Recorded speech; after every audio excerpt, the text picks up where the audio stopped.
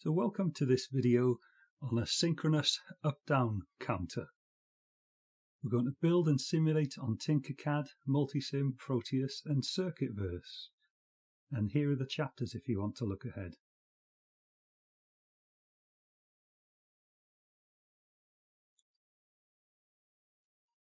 So the sub-circuits then. On the left we have an up-down control signal called U. Then we have a synchronous counter, which is two D-type flip-flops clocked from the same clock. And on the right-hand side, I've shown some example logic for the data input 1 and data input 2. And we'll be designing this logic so that the counter counts up or counts down.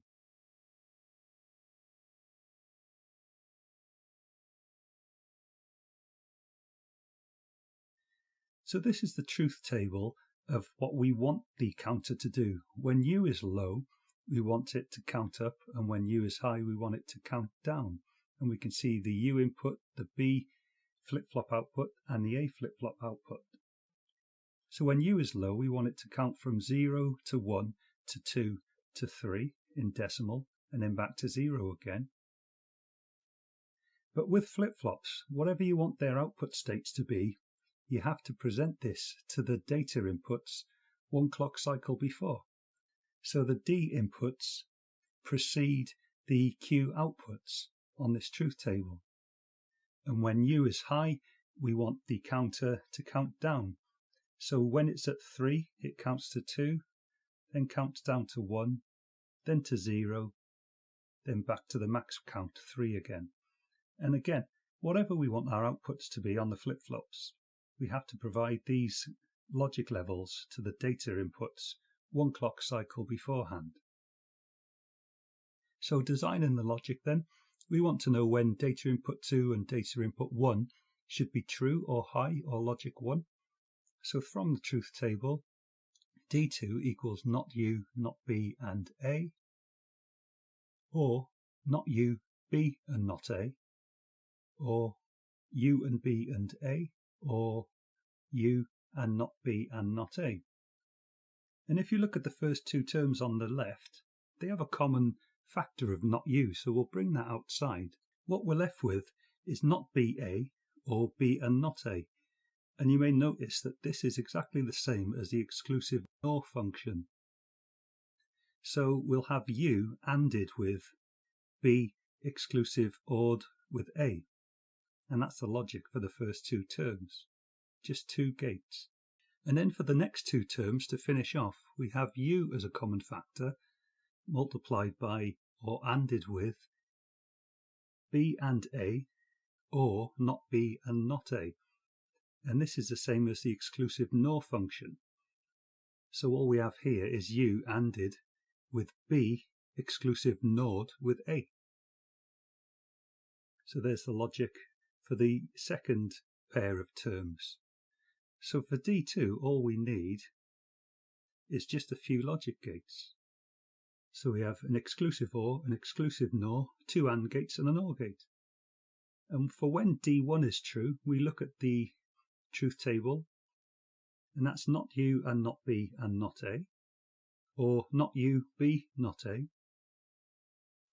or U, B, not A, or U and not B and not A.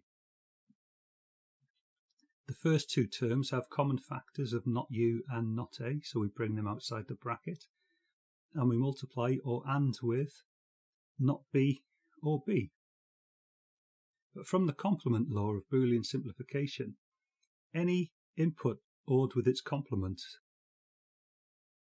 like B or not B, is always true, because this means the OR gate always has one of its inputs high. So that bracket is worth 1. The next two terms have common factors of U and not A, multiplied by B or not B. And again, that bracket is just worth 1 from the complement law. We simplify further, so we're left with not U and not A multiplied by 1, or U and not A multiplied by 1. And again, these both have a common factor of not A. So we bring that outside the bracket, and that's multiplied by not U or U. and of course that bracket is worth 1 as well. So the data input 1 to the first flip-flop, D1 equals not A. So we take the Q output from the first flip-flop and feed it back round to the data input. And that is all the logic for our up-down counter done. There's a full circuit. We could simulate at high speed with a 1 kHz clock. So there's a 1 kHz clock signal. And if I want to do that, I can automate the up-down selection, the direction selection, by a slower clock. We could do it slower if we wanted to and use a manual switch for U. And this just shows the logic and the completed circuit that we derived.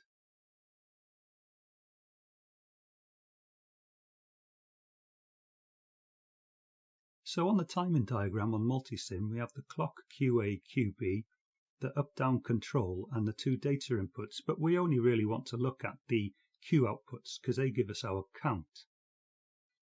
So it's counting up whilst U is low.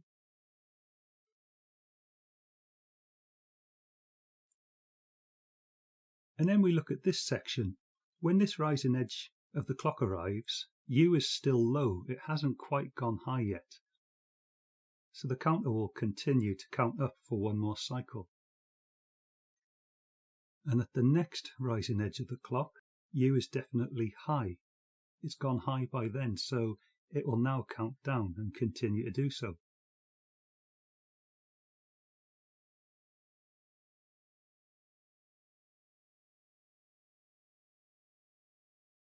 So these are the chips that we'll use. We'll use a 7474 D-type flip-flop with 2 on the chip. You can see the data input, the clock, the Q outputs and the not Q outputs. But the set and reset pins, we need to pull high to logic 1. Because if we don't, they may float low and activate, so they may set or reset by mistake if we don't pull them high. We have 4 exclusive OR gates on the 7486. We only need 2. 1 for the D2 function and another one to go through a NOT gate to make an exclusive NOR gate. Tinkercad doesn't have exclusive NOR gates.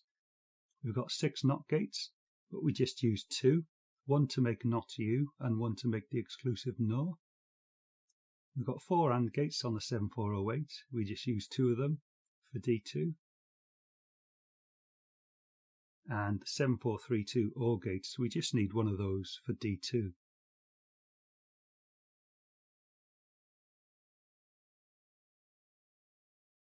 So on Tinkercad.com on circuits, I'll get a breadboard and I'll wire my 5 volts and ground together. Be careful not to short circuit them.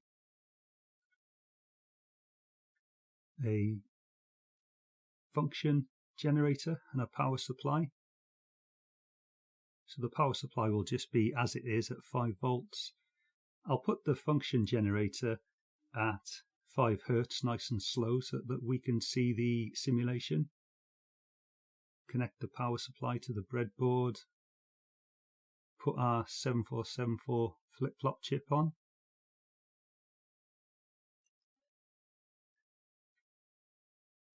Get the exclusive ORs, the NOT gates, the ANDs and the ORs.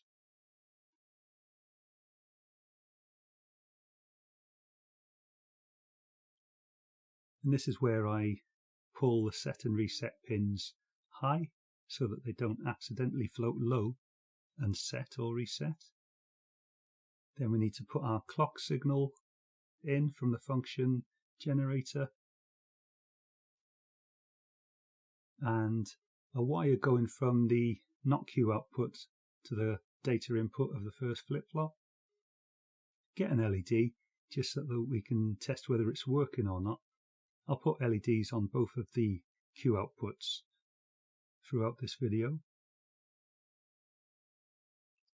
We need a 220 ohm resistor for the LEDs to limit the current.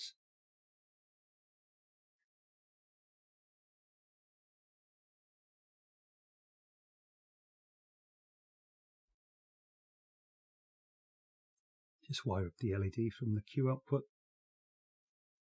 wire up the function generator to ground, and then provide that clock signal, a 5 Hz square wave.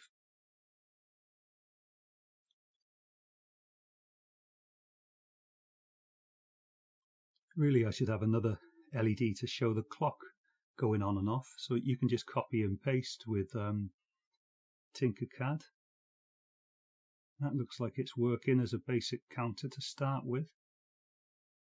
Now I'm going to copy the clock signal across the chip into the second flip-flop.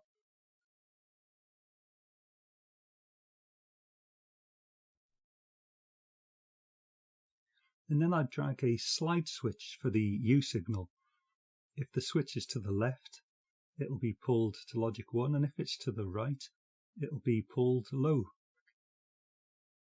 And then a NOT gate, so that I can make NOT U and make an exclusive NOR gate from an exclusive OR gate. So the output of that NOT gate, I'll put in column 36, and that's NOT U. And then I'll just copy the U signal over to column 35 to use in our logic. We need to get the AND gates, but really I should have moved them over a little bit so I can fit the exclusive OR gate in. Just power them to 5 volts and ground, like all TTL chips. Then get the OR gate and put it on the end. And I'll just rewire the power and ground.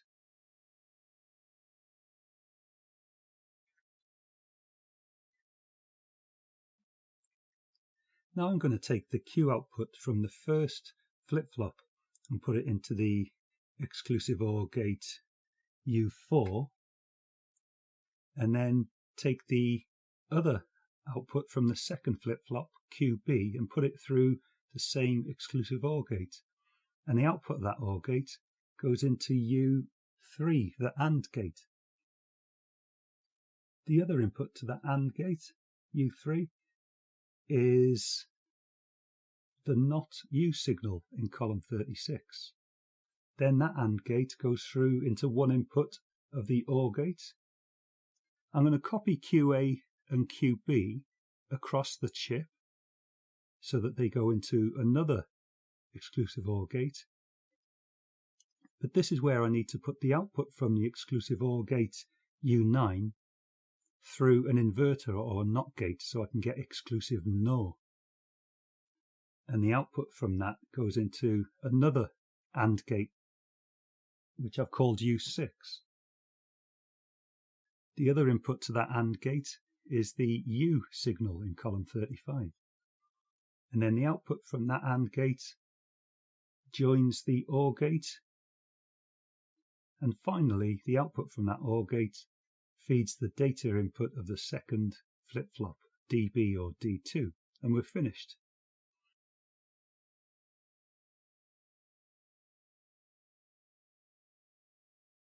Now I'm just going to put a second LED to show the QB output, the second flip-flop's output, so we can see it counting.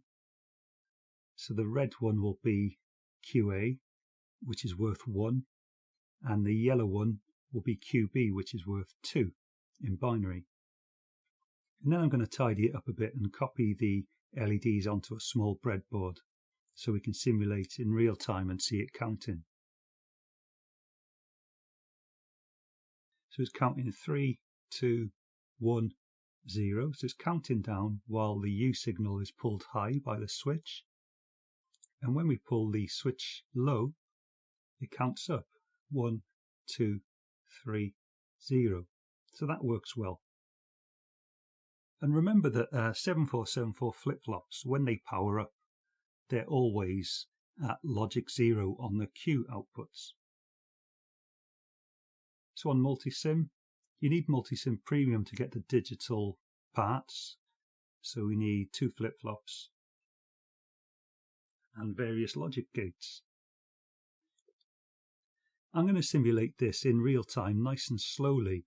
So to change the value of the up-down direction, I'm going to use a digital constant, which is just basically a switch that provides a logic 1 or a logic 0.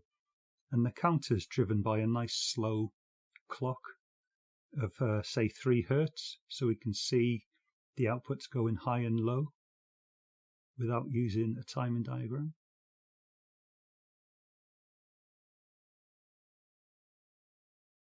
Clock both flip-flops at the same time by the same clock, so there's no ripple, and grab some junctions, because whenever I do digital design with flip-flops, I always like to pull a net down the page for any of my signals so that I can tap off them with logic.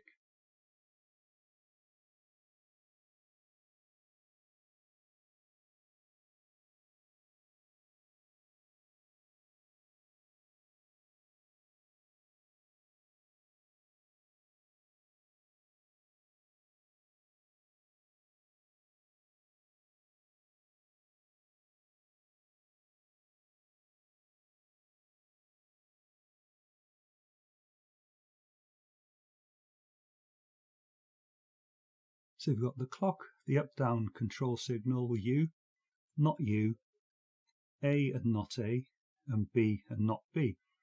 We don't actually need not A or not B in this circuit because it doesn't appear in the Boolean expression for D2 or D1. And I've wired D1's not Q output into the data input. Now to make the logic for data input 2 or D2, or you could call it DB.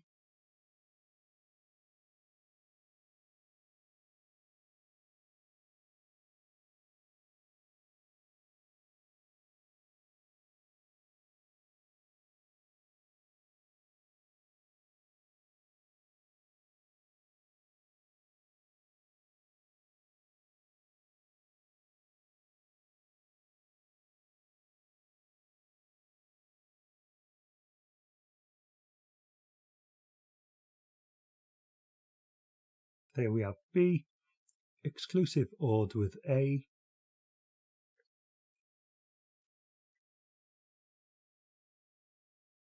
and that is ANDed with not U as per our Boolean expression, and then we have B exclusive NORed with A, and that will be ANDed with the U signal. Those two AND gates go through an OR gate and then we're finished.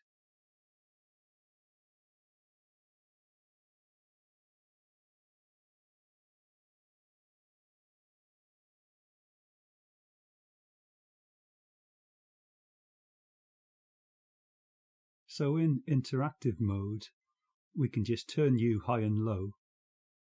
We need to put some digital probes on our signals that we want to see changing, the logic levels.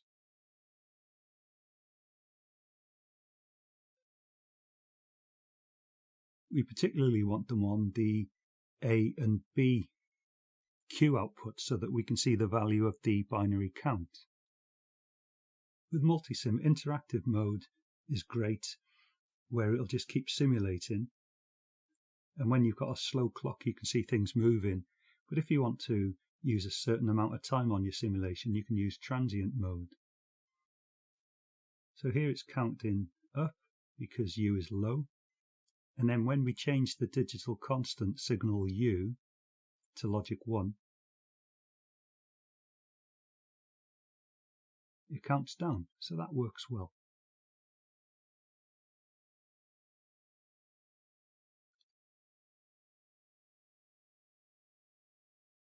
We can change the frequency of the clock to say 1 kHz, just a random number, and then instead of having a manual switch or constant for the U signal, we can automate it with a nice slow clock of about 30 or 40 Hz, so that we can see it count up and count down.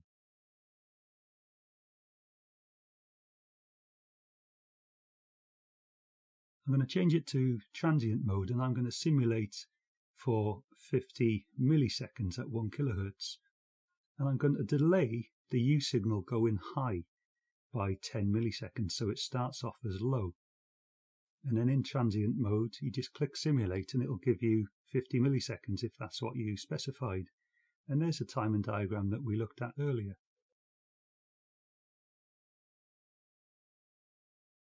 So on Proteus, we need digital clocks, so I'll simulate this at the highest speed. Under components, we need to grab all of our various logic gates.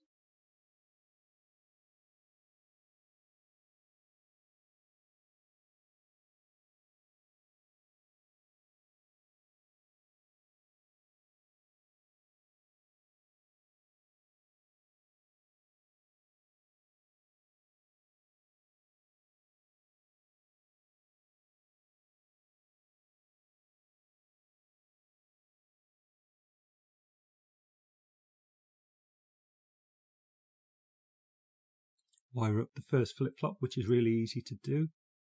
Clock them both from the same clock, so it's synchronous. I'm going to use 1 kHz, and for that U signal I'll do 30 or 40 Hz. And you can't wire into fresh air on Proteus, so you need to go into junction mode and put some junctions down for anything that you want the wire to. So I've got A and B outputs there.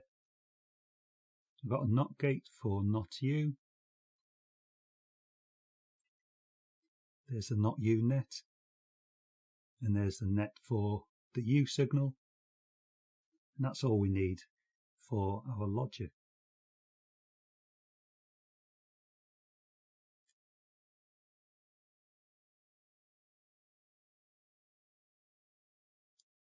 So we've got NOT U ANDed with B exclusive ORed with A. That's half of D2's Boolean expression.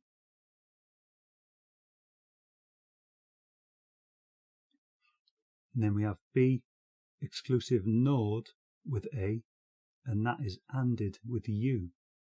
And then we need an OR gate.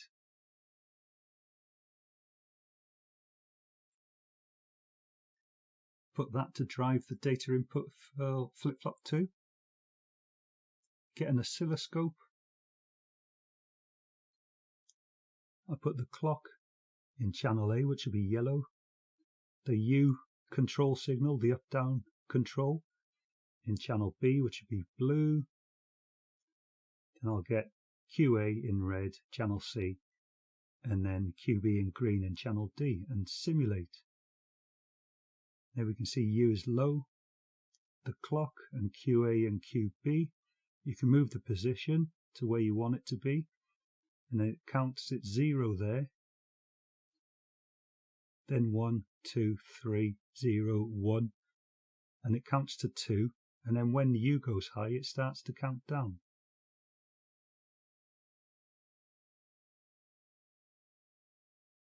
Circuitverse.org is a great website for doing logic and that.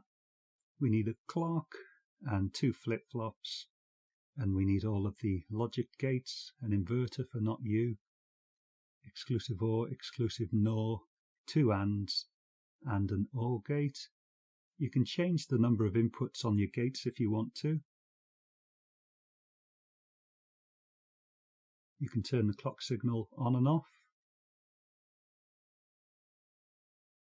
So I'd originally put a clock for U, but I'm actually going to use an input which you can make high or low.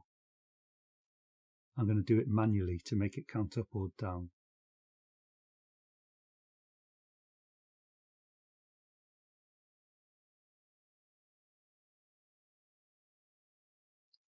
So we have B exclusive ORed with A, B exclusive NORed with A. The first one's ANDed with NOT U, the second one is ANDed with U. You just drag the wires with Circuitverse. It's really easy to use and it's web-based.